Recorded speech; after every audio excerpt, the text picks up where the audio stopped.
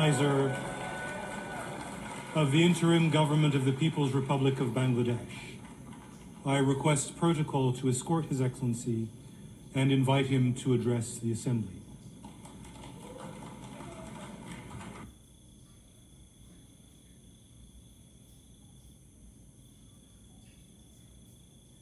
ছাত্র ও যুব সমাজের আন্দোলন প্রথম দিকে মূলত ছিল বৈষম্য বিরোধী আন্দোলন,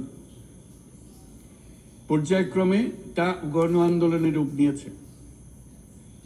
এরপর সারা পৃথিবী অবাক বিস্ময়ে দেখেছে কিভাবে সমগ্র বাংলাদেশের মানুষ একনায়কতন্ত্র, নিপীড়ন, বৈষম্য, অবিচার ও দুর্নীতির বিরুদ্ধে রাজপথ ও সামাজিক যোগাযোগের মাধ্যমে দৃঢ়ভাবে রুখে দাঁড়িয়েছিল।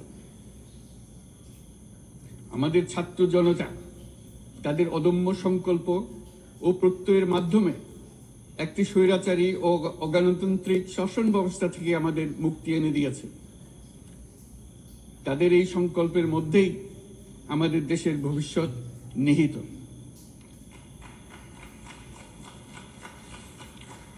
যা এই দেশকে বিশ্ব সম্প্রদায়ের মাঝে একটি দায়িত্বশীল জাতির মর্যাদায় উন্নত করবে বলে আমি বিশ্বাস করি। এই গণ আন্দোলন রাজনৈতিক অধিকার ও উন্নয়নের সুবিধা বঞ্চিত বাংলাদেশের আপামর জনসাধারণকে ঐক্যবদ্ধ করেছে। বাংলাদেশের মানুষ উন্নয়ন কর্মকাণ্ডকে অন্তর্ভুক্তিমূলক অংশীদারিত্ব রূপে দেখতে চেয়েছিল।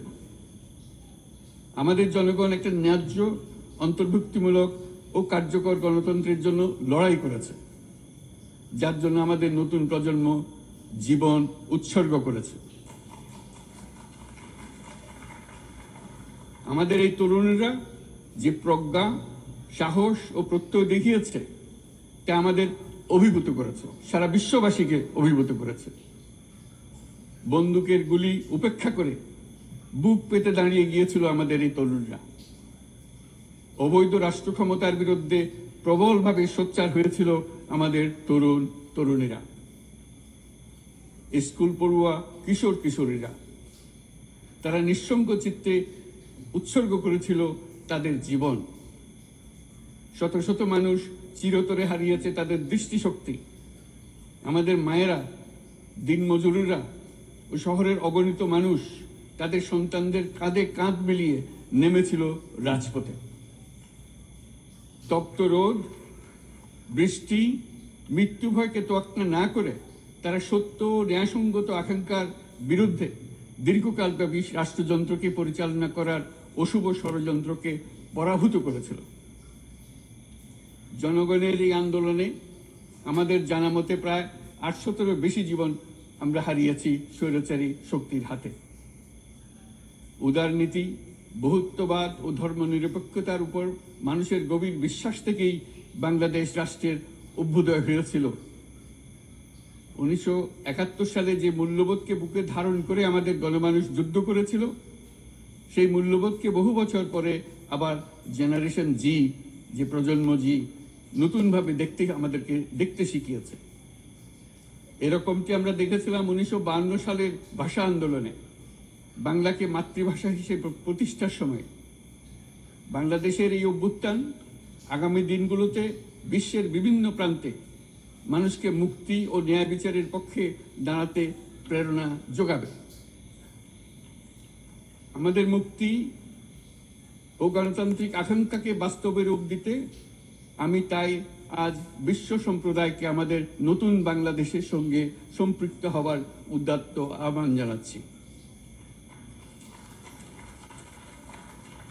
মাননীয় সভাপতি,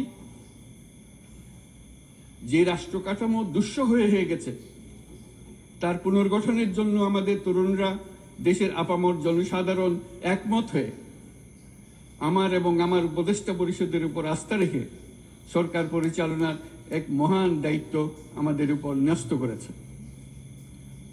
এই দায়িত্ব গ্রহণের পর আমরা গভীর বিস্ময় ও হতাশার সঙ্গে মুখোমুখিভাবে দেখতে পাচ্ছি কিভাবে সর্বগ্রাসী দুর্নীতি একটি কার্যকর গণতান্ত্রিক ব্যবস্থাকে ধ্বংসস্তূপে পরিণত করেছে, কিভাবে রাষ্ট্রের মূল প্রতিষ্ঠানগুলোকে নির্মমভাবে দলীয়করণের আবর্তে বন্দী করে রাখা হয়েছিল, কিভাবে জনগণের অর্থকে লুটপাট করা হয়েছিল, কিভাবে একটি বিশেষ স্বার্থান্বেষী গোষ্ঠী সমস্ত ব্যবসা বাণিজ্যকে অন্যায়ভাবে নিজেদের হাতে কুক্ষিগত করে দেশের সম্পদ অবাধে বিদেশে পাচার করে দিয়েছে। এক কথায় কিভাবে প্রত্যেকটি পর্যায়ে ন্যায়, নীতি ও নৈতিকতা অদৃশ্য হয়ে গিয়েছিল। এরকম এক অবস্থার দেশকে পুনর্গঠন এবং জনগণের কাঙ্ক্ষিত রাষ্ট্র ব্যবস্থা প্রতিষ্ঠিত করার জন্য আমাদের উপর দায়িত্ব প্রদান করা হয়েছে। অতীতের ভুলগুলোকে সংশোধন করে একটা প্রতিযোগিতামূলক ও শক্তিশালী অর্থনীতি এবং ন্যায়ভিত্তিক সমাজ ব্যবস্থা গড়ে তোলাই এই মুহূর্তে আমাদের মূল লক্ষ্য। বর্তমান পরিবর্তিত পরিস্থিতিতে সকল রাজনৈতিক দল এখন স্বাধীনভাবে তাদের মতামত প্রকাশ করতে পারছে। যে সব ব্যক্তি বা প্রতিষ্ঠান রাষ্ট্রীয় কাজ ও সিদ্ধান্ত গ্রহণ করার প্রক্রিয়ায় সম্পৃক্ত, তাদের প্রত্যেকের জবাবদিহিতা নিশ্চিত করাই আমাদের অগ্রাধিকার। আমরা মানুষের মৌলিক অধিকারকে সমুন্নত ও সুরক্ষিত রাখতে দৃঢ় প্রতিজ্ঞ। আমাদের দেশের মানুষ মুক্তভাবে কথা বলবে, ভয়ভীতি ছাড়া সমাবেশ করবে, তাদের পছন্দের ব্যক্তিকে ভোট দিয়ে নির্বাচিত করবে, এটাই জাতির আকাঙ্ক্ষা এবং এটাই আমাদের লক্ষ্য। বিচার বিভাগের স্বাধীনতা সংরক্ষণ ও সাইবার ডোমেইন সহ গণমাধ্যমের স্বাধীনতা সুসংহতকরণে আমরা প্রতিজ্ঞাবদ্ধ। আমাদের একজন কৃষক বা একজন শ্রমিকের সন্তানও যেন সমাজের সর্বোচ্চ শিখরে পৌঁছতে পারে, সেই লক্ষ্যে বিশালকার অবকাঠামো নির্মাণের বদলে স্বাস্থ্য ও শিক্ষা খাতে বরাদ্দ বৃদ্ধির আমরা গুরুত্ব আরোপ করছি।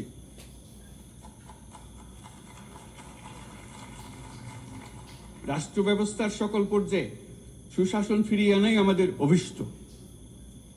বাংলাদেশে যেসব আন্তর্জাতিক, আঞ্চলিক এবং দ্বিপাক্ষিক চুক্তির পক্ষভুক্ত, সেগুলো প্রতিপালনে আমাদের সরকার বদ্ধপরিকর।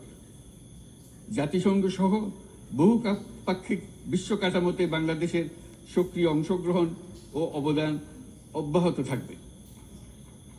পারস্পরিক শ্রদ্ধাবোধ, মর্যাদা ও স্বার্থ রক্ষণের ভিত্তিতে বাংলাদেশ বিশ্বের সকল রাষ্ট্রের সাথে বন্ধুত্বপূর্ণ সম্পর্ক বজায় রাখবে।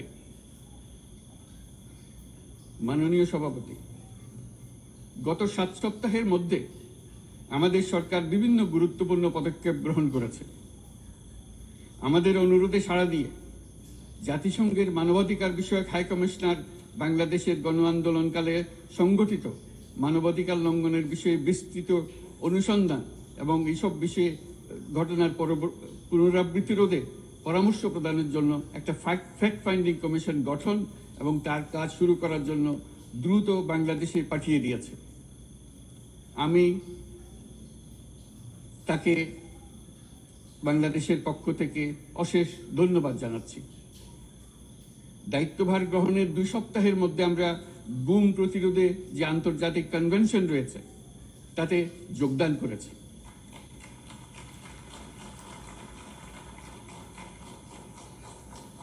এর আশু বাস্তবায়নের জন্য প্রয়োজনীয় দেশীয় আইন ও বিধি প্রণয়নে আমরা এখন প্রক্রিয়া শুরু করেছি। বাংলাদেশে গত 1.5 দশকে যে সমস্ত গুমের অভিযোগ রয়েছে সেগুলো তদন্ত করার জন্য একটি তদন্ত কমিশন এই মুহূর্তে কর্মরত আছে।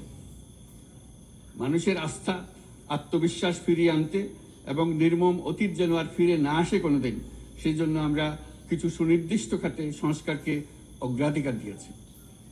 সেই লক্ষ্যে আমরা বিদ্যমান নির্বাচন ব্যবস্থা, সংবিধান, বিচার ব্যবস্থা, জনপ্রশাসন, আইন শৃঙ্খলা ব্যবস্থা সংস্কারের জন্য স্বাধীন কমিশন গঠন করেছি।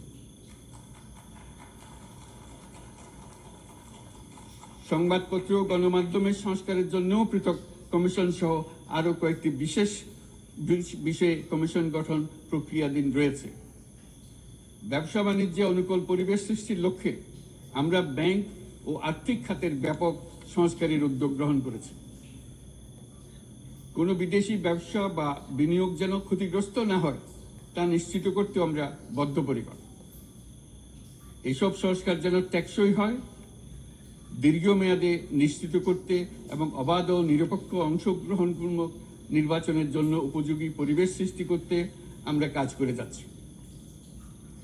গণতন্ত্র, আইনের শাসন, সমতা, সমৃদ্ধি অর্জনের মাধ্যমে একটি ন্যায়ভিত্তিক সমাজ হিসেবে আত্মপ্রকাশের অভিপ্রায় বাস্তবায়নে আমি বাংলাদেশের প্রতি আন্তর্জাতিক সম্প্রদায়ের সমর্থন ও গভীরতর সম্পর্ক গঠন করার জন্য আহ্বান জানাচ্ছি।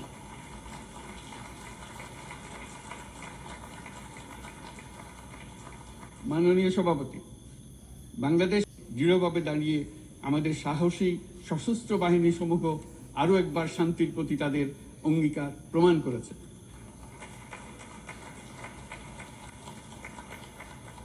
এটা সম্ভব হয়েছে শান্তি রক্ষায় আমাদের অঙ্গীকারের কেন্দ্রবিন্দুতে মানবাধিকারকে স্থান দেওয়ার ফলে। জাতিসংঘের পিস বিল্ডিং কমিশনের সূচনা লগ্ন থেকেই শান্তি রক্ষার মতো শান্তি বিনির্মাণেও বাংলাদেশ সমান অঙ্গীকার ব্যক্ত করে এসছে। আমাদের দিনগুলোতে আমরা জাতিসংঘের শান্তি রক্ষা কার্যক্রমে আমাদের মূল্যবোধ ভিত্তিক অবদানের ধারাবাহিকতা রক্ষা, সমুন্নত ও প্রসারিত করতে বদ্ধপরিকর।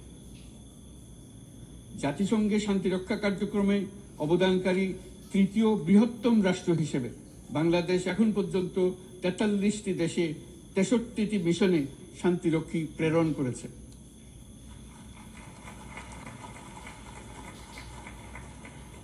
বসনিয়া থেকে শুরু করে কঙ্গো পর্যন্ত বিশ্বের বিভিন্ন প্রান্তে এসব মিশনে দায়িত্ব পালনকালে 168 জন বাংলাদেশি শান্তিরক্ষী নিজেদের জীবন বিসর্জন দিয়েছে। আমরা আশা করি যে কোনো অবস্থায় নানা প্রতিকূলতা সত্ত্বেও জাতিসংঘের ভবিষ্যৎ শান্তিরক্ষী কার্যক্রমগুলোতে বাংলাদেশের প্রতিরক্ষা বাহিনীর সদস্যরা একইভাবে অবদান রাখার সুযোগ পাবে।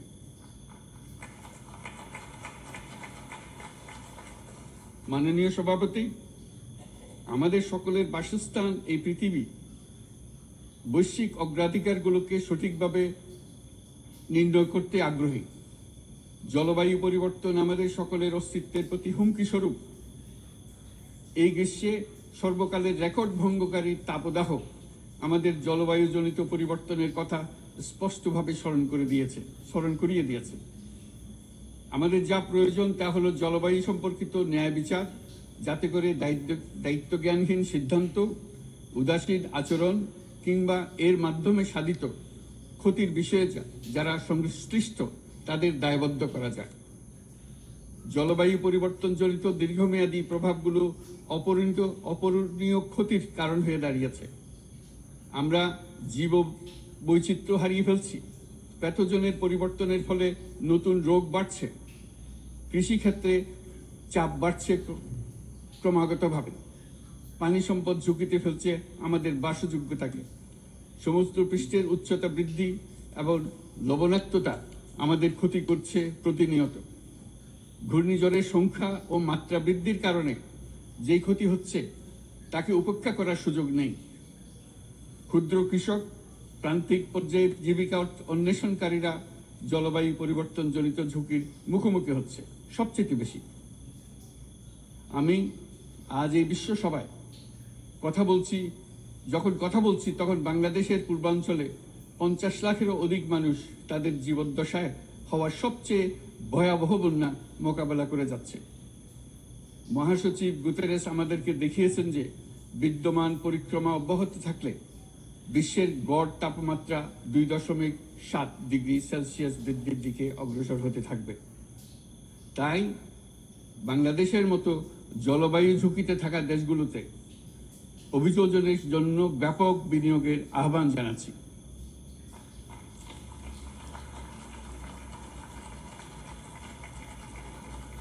এছাড়াও উদ্ভাবনী শক্তির প্রয়োগ, অতিরিক্ত অর্থায়নের মাধ্যমে লস এন্ড ড্যামেজ ফান্ডকে কার্যকর করা আমাদের জন্য অত্যন্ত গুরুত্বপূর্ণ। একইভাবে আমাদের প্রয়োজন প্রযুক্তির সহজলভ্যতা, সক্ষমতা বৃদ্ধি।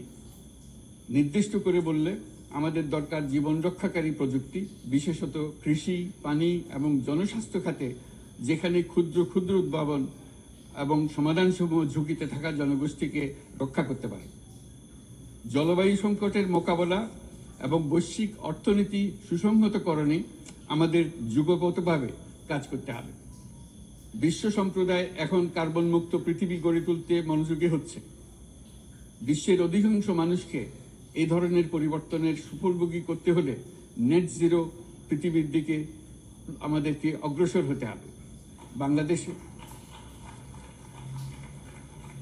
বাংলাদেশের মতো দেশগুলোকে সাথে নিয়ে যেতে হবে। তা না হলে পারস্পরিক দায়িত্ববোধের মাধ্যমে পারস্পরিক সমৃদ্ধি অর্জনে আমাদের সার্বজনীন অঙ্গীকার পূরণে পিছিয়ে পড়ব আমরা। এই ক্ষেত্রে আমি বিশ্বাস করি সমগ্র বিশ্ব একসাথে ৩-০ লক্ষ্য অর্জনের ধারণা বিবেচনা করে দেখতে পারে, যার মাধ্যমে আমরা শূন্য দারিদ্র্য, শূন্য বেকারত্ব এবং শূন্য নেট কার্বন নিঃসরণ অর্জন করতে পারি। যেখানে পৃথিবীর প্রতিটি তরুণ তরুণী চাকরি প্রার্থী না হয়ে বরং উদ্যোক্তা হিসেবে নিজেকে প্রতিষ্ঠিত করার সুযোগ পাবে। তারা যেন এই সম্পদের সীমাবদ্ধতা সত্ত্বেও নিজ নিজ সৃজনশীলতার বিকাশ করতে পারে, যেখানে একটি ব্যবসায়িক উদ্যোগ সামাজিক সুফল, অর্থনৈতিক মুনাফা এবং প্রকৃতির প্রতি দায়িত্বশীলতার মধ্যে একটি চমৎকার ভারসাম্য আনতে পারে, যেখানে সামাজিক ব্যবসার মাধ্যমে যে কোনো ব্যক্তি ভোগবাদী জীবনধারা থেকে উত্তরণ করে সামাজিক ও অর্থনৈতিক পরিবর্তনের সৃজনশীল শক্তি হিসেবে নিজেকে প্রতিষ্ঠিত করতে পারে।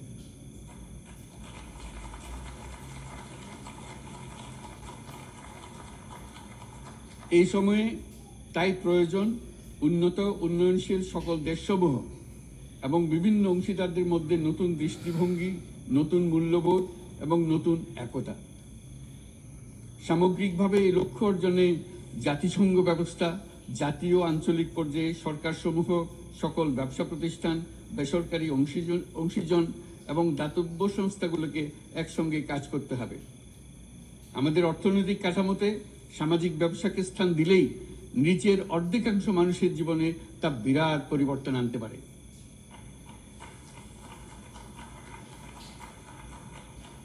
এই পদক্ষেপ একই সঙ্গে জলবায়ুর ধ্বংসাত্মক গতিকে সফলভাবে রোধ করতে পারে এবং বাজার ব্যবস্থার মাধ্যমেই এই মীমাংসা হতে পারে।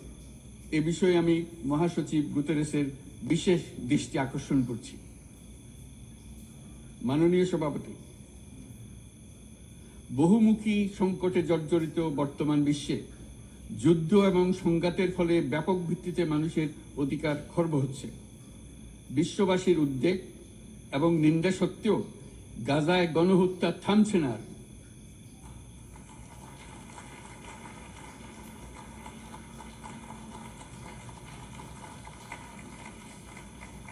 ফিলিস্তিনের মতো বিদ্যমান বাস্তবতা কেবল আরব কিংবা মুসলমানদের জন্যই উদ্বেগজনক নয়, বরং তা সমগ্র মানব জাতির জন্যই উদ্বেগের বিষয়।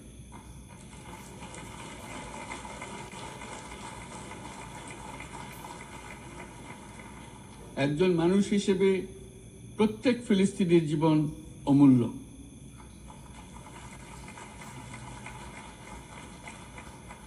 ফিলিস্তিনের জনগণের বিরুদ্ধে যে মানবতা বিরোধী অপরাধ হচ্ছে তার জন্য সংশ্লিষ্ট সকলকে দায়বদ্ধ করতে হবে।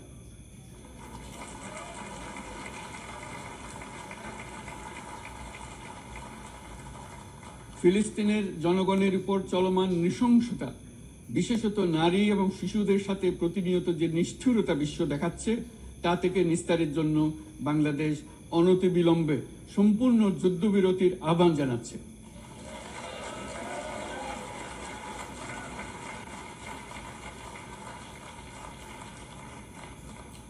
দ্বিরাষ্ট্রভিত্তিক সমাধানেই মধ্যপ্রাচ্যে টেকসই শান্তি আনতে পারবে।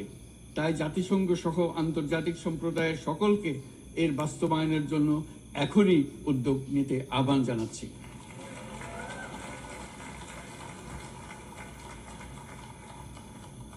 গত 2.5 বছর ধরে ইউক্রেনে চলমান যুদ্ধে বহু মানুষ প্রাণ হারিয়েছে।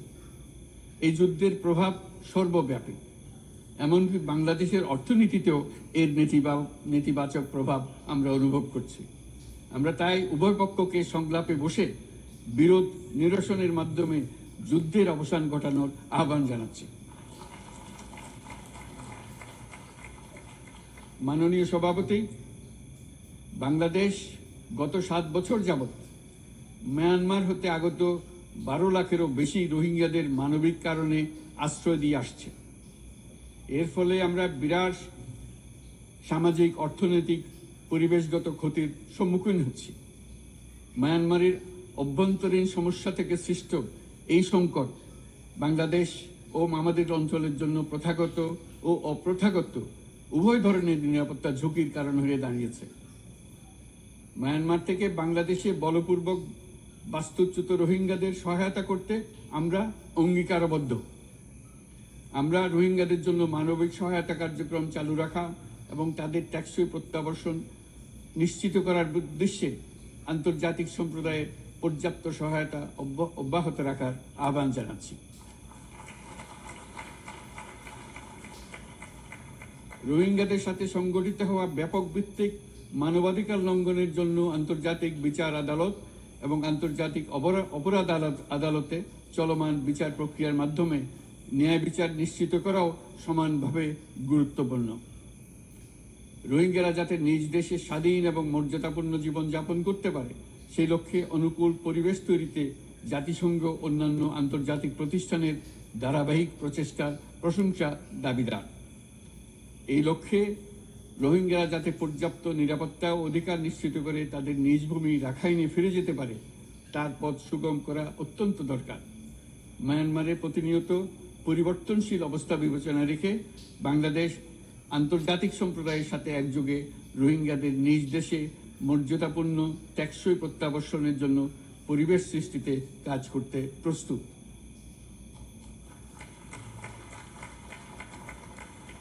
মাননীয় সভাপতি, রাজনৈতিক মুক্তি এবং সামাজিক অর্থনৈতিক জাগরণ ব্যতীত শান্তি ও নিরাপত্তা নিশ্চিতে সাফল্য অর্জন করা সম্ভব নয়। প্রায় 1 দশক পূর্বে বিশ্ব সম্প্রদায় সর্বসম্মতক্রমে এজেন্ডা 2030 প্রণয়ন করেছিল। আমরা সবাই আমাদের সামষ্টিক আকাঙ্ক্ষা ও বিশ্বাস অর্পণ করেছি এই সার্বজনীন টেকসই উন্নয়ন অভিষ্টগুলো অর্জনে। সার্বিকভাবে মাত্র 17% ও কম লক্ষ্যমাত্রা অর্জন হয়েছে। স্পষ্টতই এই ক্ষেত্রে অনেক উন্নয়নশীল রাষ্ট্র আরও পিছিয়ে আছে। উন্নয়নশীল দেশগুলোকে এসডিজি অর্থায়নের বছরে প্রায় 2.5 থেকে 4 ট্রিলিয়ন মার্কিন ডলারের সমান ঘাটতি মোকাবেলা করতে হচ্ছে। উন্নয়নশীল বিশ্বের ঋণের বোঝা, ক্ষয়িষ্ণু আর্থিক সক্ষমতা এবং জলবায়ু পরিবর্তনের ক্ষতিকর প্রভাবের কারণে বাংলাদেশের মতো দেশগুলিতে বেশি ঝুঁকিতে রয়েছে। আমরা আশা করি উন্নয়নের জন্য অর্থায়ন সংক্রান্ত 4র্থ আন্তর্জাতিক সম্মেলনে এই ধরনের জটিল এবং কাঠামোগত সমস্যাগুলোর দিকে নজর দেওয়া হবে। বহুপাক্ষিক আর্থিক প্রতিষ্ঠানগুলোকে এমন অভিন্ন লক্ষ্যে নিয়ে যাওয়ার কাজ করতে হবে যাতে সকল রাষ্ট্র সমানভাবে সম্পদ ও সুযোগের ব্যবহার করতে পারে। তারা নিজেদের কর্মসূচিতে সামাজিক ব্যবসাকে গুরুত্বপূর্ণ ভূমিকা দিতে পারে যাতে নিম্ন আয়ের দেশগুলোর বাস্তবতাকে বিশেষভাবে মোকাবেলা করা যায়, যা ব্যবসায়ী উদ্যোগ এবং ব্যক্তির সৃজনশীলতাকে উদ্বুদ্ধ করে, যা বঞ্চিত জনগোষ্ঠীকে বিশালভাবে সহায়তা করে। এই ক্ষেত্রে অবৈধ অর্থের প্রবাহ এবং উন্নয়নশীল দেশগুলো থেকে সম্পদ পাচার বন্ধ করা অত্যন্ত আবশ্যক। উন্নয়নশীল দেশগুলো থেকে পাচার হয়ে যাওয়া সম্পদ ফেরত আনার জন্য আন্তর্জাতিক সহযোগিতা জোরদার করতে হবে। আমরা আশা করি কর ফাঁকি রোধে আন্তর্জাতিক কর কনভেনশন অতি শীঘ্রই গৃহীত হবে। মাননীয় সভাপতি, আমরা যে নিবিড়ভাবে সংযুক্ত বিশ্বে বসবাস করছি সেখানে অভিবাসন এবং মানুষের অবাধ প্রবাহ এক অলঙ্ঘনীয় বাস্তবতা। বাংলাদেশি নাগরিকরা প্রতিনিয়ত বিভিন্ন দেশে অভিবাসী হিসেবে যাচ্ছেন। তারা বিভিন্ন দেশে তাদের কর্মসংস্থানের সন্ধানে আছেন। বিশ্বের বিভিন্ন প্রান্তে এই মুহূর্তে প্রায় 1.5 কোটি প্রবাসী বাংলাদেশি আছেন। সকলের জন্য অভিবাসনের উপযোগিতা নিশ্চিত করতে বিশ্ব সমাজকে নিরাপদ করবে। মাননীয় সভাপতি, আমাদের প্রচেষ্টা, সক্ষমতা এবং সম্পদ একত্রীকরণের মাধ্যমে সকলের সামর্থ্য ও উদ্ভাবনী শক্তি এবং সমৃদ্ধিকে কাজে লাগাতে হবে। আর্থসামাজিক উন্নয়ন এবং জলবায়ু সহনশীলতা নিয়ে আমরা প্রতিনিয়ত যে প্রতিকূলতার সম্মুখীন হচ্ছি, সম্মিলিত উদ্যোগের মাধ্যমে তার মোকাবেলা করতে হবে। বৈশ্বিক দক্ষিণের দেশগুলোকে অনন্য অর্থনৈতিক এবং সামাজিক প্রেক্ষাপটে দক্ষিণ দক্ষিণ এবং ত্রিভুজীয় সহযোগিতা এই ক্ষেত্রে বিশেষভাবে সহায়ক হতে পারে বলে আমি মনে করি। বৈশ্বিক দক্ষিণের আওয়াজকে বিশ্বব্যাপী জোরালোভাবে তুলে ধরার জন্য প্রয়োজন সম্মিলিত উদ্যোগ। সেজন্য বৈশ্বিক এজেন্ডা প্রণয়ন ও বাস্তবায়ন নিশ্চিত করতে বৈশ্বিক দক্ষিণের দেশগুলোর মতামতকে যথাযথ গুরুত্বের সাথে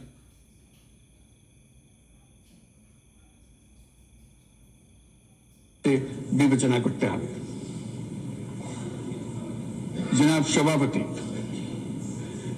কোভিড অতিমারির অভিজ্ঞতায় আমরা দেখেছি জনস্বাস্থ্যে ব্যাপক বিনিয়োগ কতটা গুরুত্বপূর্ণ হতে পারে। বিশ্ব স্বাস্থ্য সংস্থায় বৈশ্বিক অতিমারি চুক্তির চলমান আলোচনায় বাংলাদেশ নেতৃত্ব প্রদান করে চলেছে।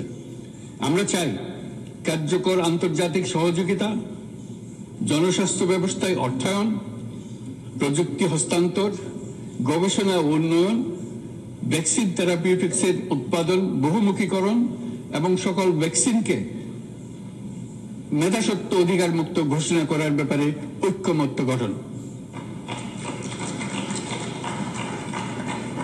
অসংক্রামক রোগসমূহের বিরুদ্ধে লড়াইয়ে এই বিষয়গুলি অত্যন্ত গুরুত্বপূর্ণ। জনাব সভাপতি, এবছর আমরা জাতিসংঘের সাথে বাংলাদেশের অংশীদারিত্বের সুবর্ণ জয়ন্তী উদযাপন করছি। গত 50 বছর ছিল আমাদের জন্য একটা পারস্পরিক শিক্ষণীয় সম্মিলিত যাত্রা। সীমিত উপায়ে বাংলাদেশ বৈশ্বিক শান্তি ও নিরাপত্তা, ন্যায়, সমতা, মানবাধিকার প্রতিষ্ঠায় ধারাবাহিকভাবে অবদান রেখে আসছে। আমাদের সমন্বিত প্রয়াসের পেছনে আছে সত্যিকার অর্থে একটি নিয়মভিত্তিক বৈশ্বিক ব্যবস্থা গড়ে তোলা। এই প্রসঙ্গে উদাহরণ হিসেবে আমি স্মরণ করছি 1999 সালে জাতিসংঘ সাধারণ পরিষদে ক্ষুদ্র ঋণের উপর গৃহীত রেজুলেশনের কথা। সেই সময় জাতিসংঘ 2005 সালকে ইয়ার অফ মাইক্রোক্রেডিট ঘোষণা করেছিল, যার ফলে ক্ষুদ্র ঋণ বিশ্বব্যাপী সম্প্রসারিত হবার সুযোগ পেয়েছিল। একই সময়ে বাংলাদেশের উদ্যোগে গঠিত হয়েছিল ফ্রেন্ডস অব মাইক্রোক্রেডিট। 2001 সাল থেকে সাধারণ পরিষদে কালচার অফ পিস সংক্রান্ত বাৎসরিক যে রেজলিউশন গৃহীত হয়ে আসছে, বা নিরাপত্তা পরিষদে নারী, শান্তি ও নিরাপত্তা সংক্রান্ত যে 1325 নম্বর রেজলিউশন গৃহীত হয়েছিল, তা বাংলাদেশের বিশ্বজনীন উদ্যোগগুলোর প্রতিফলন এবং অবদান। মাননীয় সভাপতি, আজ এই মহান বিশ্ব সভায় বিশ্ব নেতৃবৃন্দের উপস্থিতিতে প্রতিধ্বনিত হচ্ছে শান্তি, নিরাপত্তা, ন্যায় বিচার প্রতিষ্ঠা এবং সম্পদের সুষম বন্টনের মাধ্যমে সকলের অন্তর্ভুক্তি নিশ্চিত করার আহ্বান। সদস্য রাষ্ট্র হিসেবে আমাদের প্রত্যেককে আজ গভীরভাবে অনুধাবন করতে হবে কিভাবে আমরা নারী, পুরুষ সকলের জন্য ও আগামীর দিনগুলোতে উদ্যোক্তা হবার সমান সুযোগ সৃষ্টি এবং তাদের ক্ষমতায়ন নিশ্চিত করতে পারি। সকল বৈশ্বিক সমস্যার সমাধানের জন্য আমাদের সবার হাতে যথেষ্ট সক্ষমতা, সম্পদ এবং উপায় রয়েছে। আসুন আমরা জাতীয় বা আন্তর্জাতিক যেসব প্রতিশ্রুতি দিয়েছি তা বাস্তবায়ন করি এবং অর্থনৈতিক ক্ষেত্রে সামাজিক ব্যবসার ধারণা প্রতিষ্ঠিত করে সকল প্রকার বৈষম্য, অসমতার অবসানে ঐক্যবদ্ধভাবে আমরা কাজ করি। বাংলাদেশের তরুণরা প্রমাণ করেছে যে মানুষের স্বাধীনতা, মর্যাদা ও অধিকার সমুন্নত রাখার অভিপ্রায় কোনো উচ্চাভিলাষ নয়, বরং এটা সকলের নিশ্চিত প্রাপ্য। আজ এই মহান সমাবেশে আপনাদের উপস্থিতিতে শান্তি, সমৃদ্ধি ও ন্যায় বিচার নিশ্চিত করতে আন্তর্জাতিক, আঞ্চলিক এবং জাতীয় পর্যায়ে বাংলাদেশে তার ভূমিকাকে ক্রমাগতভাবে জোরদার করার নিশ্চয়তা দিচ্ছে। আপনাদের সবাইকে শুভেচ্ছা জানাচ্ছি, ধন্যবাদ জানাচ্ছি।